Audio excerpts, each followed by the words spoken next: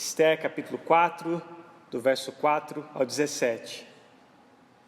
Diz assim a palavra de Deus: Então vieram as servas de Esther e os eunucos e fizeram-na saber com o que a rainha muito se doeu, e mandou roupas para vestir a Mordecai e tirar-lhe o pano de saco, porém ele não as aceitou. Então Esther chamou a Ataque, um dos eunucos do rei, que este lhe dera para servir, e lhe ordenou que fosse a Mordecai para saber que era aquilo e o seu motivo. Saiu, pois, Ataque à praça da cidade para encontrar-se com Mordecai à porta do rei. Mordecai lhe fez saber tudo quanto lhe tinha sucedido, como também a quantia certa da prata que Amã prometera pagar aos tesouros do rei pelo aniquilamento dos judeus. Também lhe deu o traslado do decreto escrito que se publicara em Suzã para os destruir, para que o mostrasse a Esther e a fizesse saber, a fim de que fosse ter com o rei e lhe pedisse misericórdia e na sua presença lhe suplicasse pelo povo dela. Tornou, pois, Ataque e fez saber a Esther as palavras de Mordecai. Então respondeu Esther a Ataque e mandou-lhe dizer a Mordecai: Todos os servos do rei e o povo das províncias do rei sabem que, para qualquer homem ou mulher que, sem ser chamado, entrar no pátio interior para avistar-se com o rei, não há senão uma sentença, a de morte, salvo se o rei estender para ele o cetro de ouro, para que viva. E eu, nesses 30 dias, não fui chamada para entrar ao rei. Fizeram saber a Mordecai as palavras de Esther. Então lhes disse Mordecai que respondessem a Esther: Não imagines que, por estares da casa do rei, só tu escaparás entre todos os judeus. Porque se de todo te calares, agora de outra parte se levantará para os judeus socorro e livramento, mas tu e a casa de teu pai perecereis. E quem sabe se para a conjuntura como está, é que foste elevada a rainha?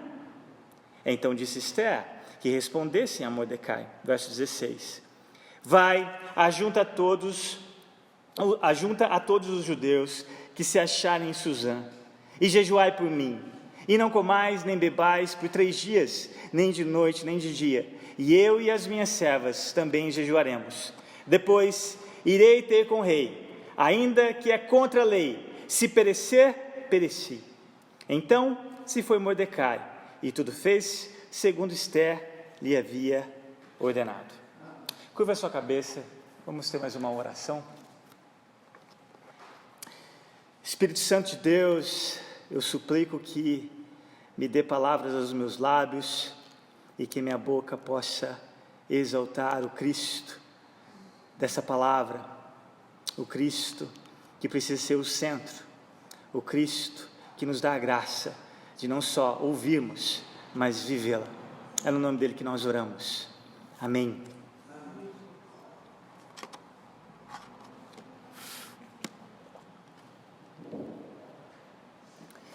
Um escritor americano, conhecido pelo codinome Mark Twain, ele tem algumas frases interessantes, e quando você lê algumas frases dele, pela seriedade, você jamais vai imaginar que ele foi considerado um dos maiores humoristas da história dos Estados Unidos. E a frase que eu mais gosto desse autor é a seguinte: os 2 dias mais importantes da sua vida são apenas 2: o dia em que você nasceu e o dia em que você descobre por que nasceu. Hoje à noite nós iremos ver e acabar entendendo, junto com a Hadassah, o dia pela qual ela havia nascido. E aqui, sem dúvidas, a rainha Esther iria descobrir o papel pela qual Deus, pela sua graça, havia, com propósito, colocado ela naquela posição. Versículo 5: Então Esther chamou a Ataque, um dos eunucos do rei, que este lhe dera para servir, e lhe ordenou que fosse a Mordecai para saber que era aquilo e o seu motivo.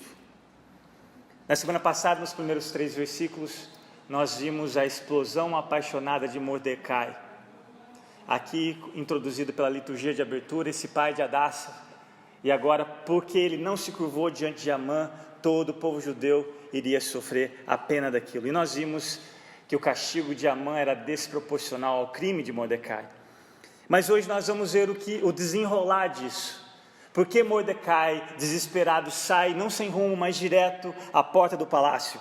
E ali ele se coloca, a ponto de chamar a atenção de Esther. E é o que acontece aqui, o que nós vemos no verso 5.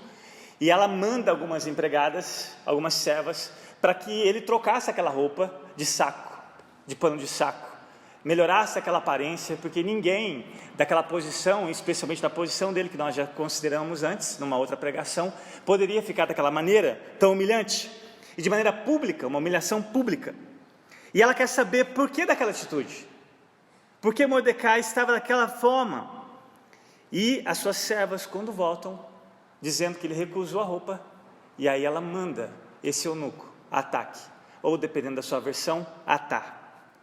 Assim, esse eunuco, meus irmãos, é interessante, eu não sei se você percebeu, mas entre idas e vindas, pelo menos 6 vezes, 3 vezes para Mordecai, 3 vezes para Esther, eunuco faz esse eunuco, Atá, ou Ataque, faz esse papel de mediador entre Mordecai e Esther, e ele leva a mensagem, e traz a mensagem de um para o outro. Ele não tinha ideia, aquele eunuco não tinha ideia do papel pela qual Deus havia o escolhido para fazer. Atá seria o primeiro a descobrir acerca da linhagem de Esther, um segredo até então que nós sabemos que o próprio tio, ou o pai adotivo de Hadassa, havia dito para ela, não revelar a ninguém, mas Atá é o primeiro a descobrir isso. Não é por acaso que ela escolhe esse homem para mandar até Mordecai e saber o que estava acontecendo. Sem dúvida, alguém muito confiável da rainha. O verso 10, olha comigo. Então respondeu Esther a Ataque e mandou-lhe dizer a Mordecai: todos os servos do rei e o povo das províncias do rei sabem que para qualquer homem ou mulher que, sem ser chamado, entrar no pátio interior para avistar-se com o rei, não há senão uma sentença, a de morte, salvo se o rei estender para ele o cetro de ouro, para que viva. E eu, nestes 30 dias, não fui chamada para entrar ao rei. Percebem que Esther, ela não está dando uma evasão àquilo que Mordecai peça que ela faça. Ela está dando uma explicação. Ela diz que ninguém, seja homem ou mulher, não comparecia à presença do rei sem ser chamado. Não interessa o assunto, pois qualquer que ousasse a fazer isso, no mínimo, seria sentenciado à morte. E essa prática, é interessante quando nós olhamos no contexto, essa prática era uma forma de proteger a vida do rei, e nós já consideramos de tantos homicídios antes dele. De 12 reis da Pérsia, 7 foram assassinados. E mais tarde nós vamos ver que Artaxerxes é mais um na lista. Mas era uma forma de protegê-lo. E parece que o rei estendia o cetro, ou seja, um sinal de autoridade que ele daria apenas aos que conhecia naquela visita ou naquela interrupção de qualquer coisa que ele estivesse fazendo no dia. E para piorar, Esther não sabia a razão pela qual o rei, durante 30 dias, não havia chamado. Então há um decreto, ninguém interrompe o rei sem ser chamado. E a propósito, Mordecai, já faz 30 dias, não sei por que cargas d'água, o rei não me convida à presença dele. Talvez está chateado comigo, não sei. Mas olha a dificuldade do pedido pela qual Mordecai faz a Esther. Verso 12. Fizeram saber a Mordecai as palavras de Esther. Essa é a melhor parte, na minha opinião. 13. Então lhes disse Mordecai que respondessem a Esther: não imagines que, por estares na casa do rei, só tu escaparás entre todos os judeus. Mardoqueu repassa sua mensagem através desse eunuco, dizendo que de uma forma ou de outra, Esther não escaparia da sentença. Ou interromper o rei e morrer, ou intervir em favor do seu povo e morrer, se necessário for. E ela diz que, mesmo sendo a rainha, a sua origem, que até então não era revelada, seria a razão pela qual ela morreria. Mas, como um bom judeu, Mardoqueu sabia que Deus havia feito uma promessa, que a despeito do seu próprio povo, em cumprir ou não com a parte deles na aliança, esse Deus não quebra com a dele. Ele havia prometido a Abraão um povo, e para esse povo ser mais do que as estrelas que você e eu podemos contar à noite, esse povo não poderia ser exterminado, não é verdade? Tão convicto a esse respeito, ele fala algo no final de sua mensagem, que sempre me surpreende todas as vezes que eu leio. Acompanhe comigo, olha o verso 14, o que esse homem fala. Porque se de todo te calares agora, de outra parte se levantará para os judeus socorro e livramento, mas tu e a casa de teu pai perecereis. E quem sabe, se para a conjuntura como está, é que foste elevada a rainha. Eu fico imaginando Atá levando essa mensagem para Esther. Eu fico imaginando o timbre de voz de Mardoqueu ao fazer esse apelo para Esther. Como será que Ataque falou para Esther, para a rainha, como eunuco, como servo? Será que ele falou tão apaixonado, como sem dúvida Mardoqueu fala essa sentença para ela? De qualquer forma, a mensagem chega para a rainha. Em outras palavras seria: Esther, você é dispensável. Você é dispensável, Esther. Deus não precisa de você para salvar o seu povo. Se você não interceder em favor de seu povo, se você se calar nesse momento, socorro e livramento de qualquer parte, de qualquer outra parte, virá. Ou seja, o mesmo Deus que havia poupado o seu povo de qualquer outro império, continua cuidando desse povo, com ou sem você, com ou a sua intercessão ou intervenção. Ele continua cuidando do seu povo. Ele é quem havia preservado aquele povo de outros impérios. E ele, segundo Mardoqueu, agiria novamente como socorro e livramento, com ou sem Esther. E a mensagem continua. Embora Deus seja soberano, quem sabe? Agora você entende a razão pela qual, dentre todas as mulheres, você foi escolhida e elevada a essa posição como rainha, para fazer exatamente o que eu estou te pedindo. Suplicar misericórdia ao rei e interceder em favor do seu povo. Eu acredito que a coragem que Esther precisaria exercer diante desse apelo apaixonado de Mordecai, a coragem que ela precisava exercer estaria baseada no peso da responsabilidade do nome ou do Deus pela qual havia colocado ela naquele local. Como a Grazi disse, na hora certa, no momento certo. Eu gostaria de fazer um uso de uma ilustração para vocês entenderem o que eu quero dizer. A coragem pela qual Esther precisava exercer deveria ser baseado no temor ao nome de quem ela representava como rainha. A ilustração é a seguinte: segundo alguns historiadores, um soldado grego do exército de Alexandre o Grande fugiu de uma batalha onde o exército inimigo era 3 vezes maior, e ele foge. Depois da batalha findada, o próprio Alexandre convoca aquele soldado. E é interessante que o nome daquele soldado também era Alexandre.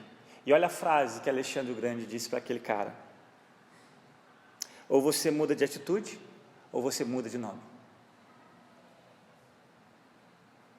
Esther ouve o apelo apaixonado e norteador de Mordecai, através daquele eunuco.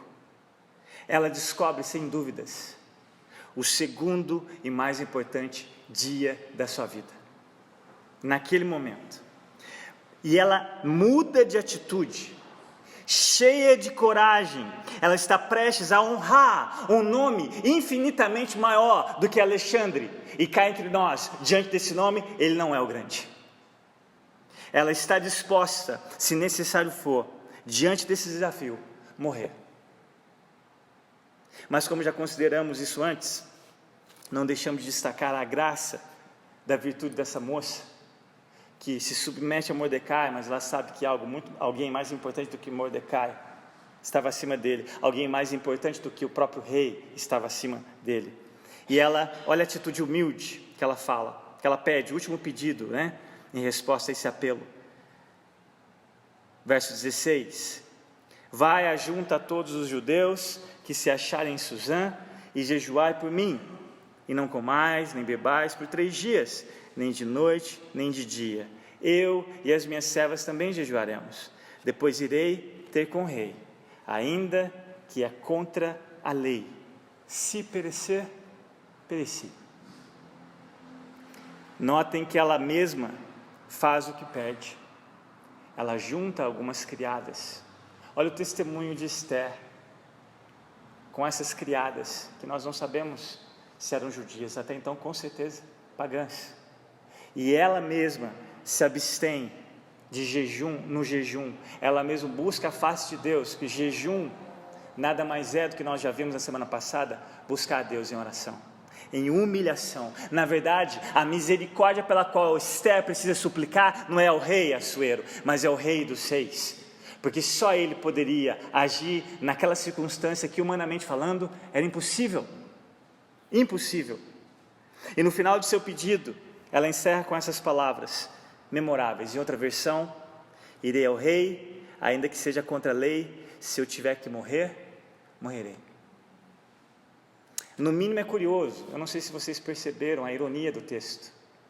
No mínimo é curioso, quando nos lembramos da atitude da rainha Vasti. Ela havia sido convidada e disse não. Agora Esther, não sendo convidada, vai contra a lei, mesmo que necessário for morrer. O último verso da nossa passagem nos informa que Mardoqueu se deu por satisfeito, não é? Ele vai, ele deixa a rainha, ele não manda mais o eunuco com nenhuma mensagem, mas eu duvido que o coração de Mardoqueu não saiu tão pesaroso quando ele chegou diante daquela porta, porque ele sabia que ainda por causa dele, não só os judeus seriam exterminados, mas a sua própria filha.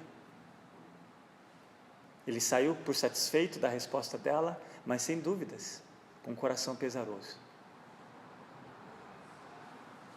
E eu queria concluir brevemente com algumas aplicações. Eu começo perguntando para você: você já descobriu acerca desse segundo dia mais importante da sua vida?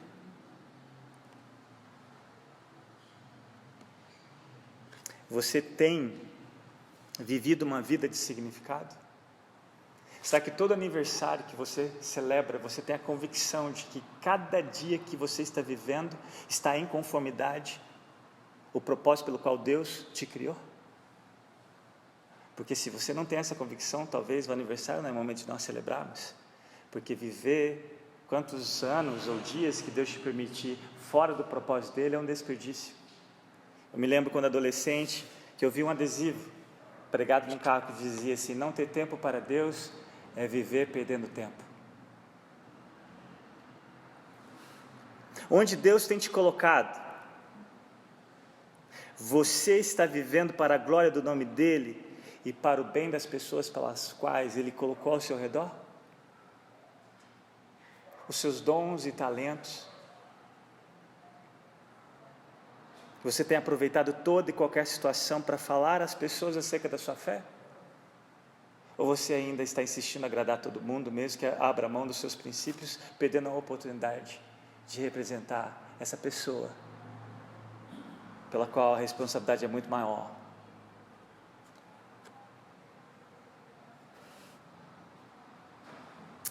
Você tem aproveitado toda e qualquer situação para falar das pessoas acerca da sua fé?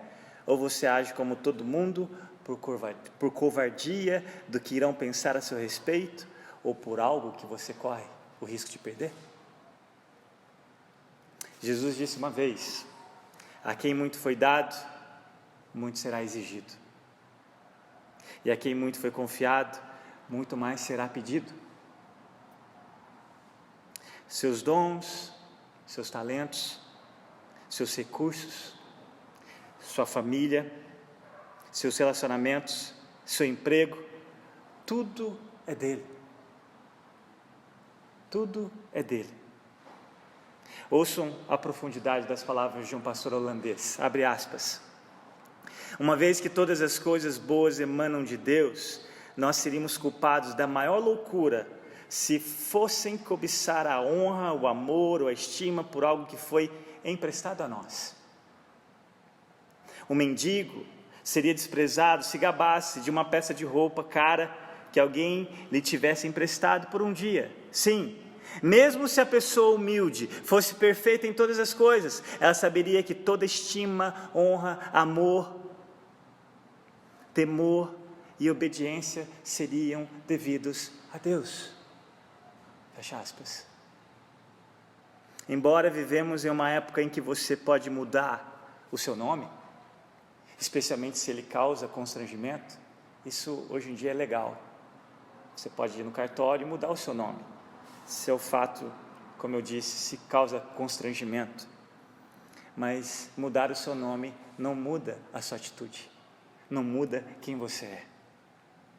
Só Jesus pode mudar seu coração a ponto de afetar as suas atitudes.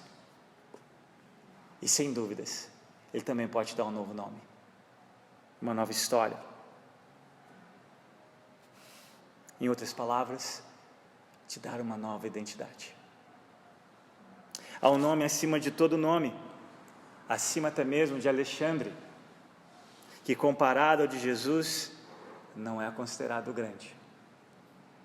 Só o Espírito de Jesus, dentro de qualquer coração, pode dar a coragem para enfrentar qualquer desafio e, com o auxílio divino, dizer como salmista: com o teu auxílio posso atacar uma tropa, com o meu Deus posso transpor muralhas.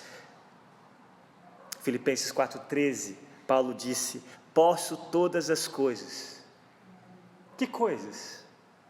No verso 12 ele vai dizer: seja na abundância ou na escassez, no sucesso ou no fracasso, quando é um dia bom, quando é um dia mau. E qual que é o segredo? Ele vai dizer: aprendi a contentar-me. Como? Posso todas as coisas em Cristo, que me fortalece.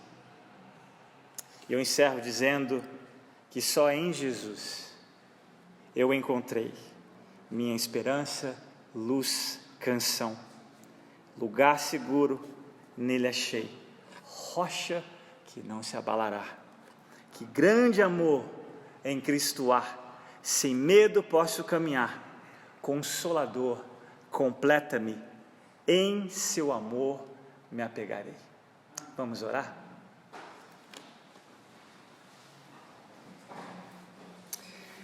Pai amado, obrigado pela Tua palavra, que é exemplo para nós, pessoas imperfeitas como nós, mas que foram criadas para propósitos imensuráveis, uma condição que elas não tinham, mas que o Senhor deu. Obrigado pelo exemplo de Esther, obrigado pelo exemplo de Mardoqueu, e aqui, Senhor, um texto, um livro, onde nós não vemos a sua menção, mas como é perceptível a sua ação, o tempo todo, o tempo todo. Pai, nós oramos que o Senhor tenha misericórdia de nós. O Senhor tem nos dado dons e talentos, o Senhor tem nos dado oportunidades e mais oportunidades, para termos a mesma coragem e até mesmo uma coragem ainda maior, porque Esther e Mardoqueu não tinham a mínima noção de que nós hoje sabemos a teu respeito, especialmente na vinda de Cristo Jesus, que não permitiu que esse povo fosse exterminado para que ele viesse. Pai, que teu Espírito Santo nos ajude a amá-lo com tamanho fervor, a dedicar realmente as nossas vidas ao Senhor, porque não há vida desperdiçada se é uma vida focada no Senhor. Amar o Senhor com toda a nossa mente, com a nossa alma, com a nossa força, e amar o nosso próximo como a nós mesmos, é a melhor vida a ser vivida. E Cristo é o exemplo disso. Ele não desperdiçou a sua vida de maneira sacrificial, pelo contrário, graças à vida que ele viveu, à morte que ele morreu, ele comprou a nossa garantia, o triunfo pela qual ele disse naquela cruz: está consumado. Nós somos o teu povo, e nós não somos o que não somos, e não é porque a culpa é a tua, Pai, não é culpa tua, a culpa é nossa, a falha é nossa, é porque não confiamos no Senhor como deveríamos, é porque não o amamos como deveríamos, e por isso nós te pedimos misericórdia. Ajude-nos a sermos quem o Senhor nos criou para ser. Ajuda-nos a encontrar esse segundo dia pela qual nós encontramos o propósito. E eu creio que o segundo dia mais importante é quando Cristo nos encontra. É quando Ele nos dá um novo coração, é quando Ele nos dá uma nova mente, é quando Ele nos dá novas afeições, é quando nós passamos a odiar aquilo que amávamos, e é quando nós amamos aquilo que odiávamos. É a tua natureza em nós, e começa esse processo, essa caminhada bela, confiando e amando o Senhor, e os nossos passos não são mais por acaso, é o Senhor norteando, assim como o Senhor fez através de Mordecai na vida de Esther. Ô Senhor, que o Senhor nos ajude a vivermos essa vocação, essa adoção e essa vida de santificação para a glória e louvor do teu nome. Te louvamos e bendizemos por tamanha graça, por tamanho evangelho. No nome precioso de Jesus que nós oramos e te agradecemos.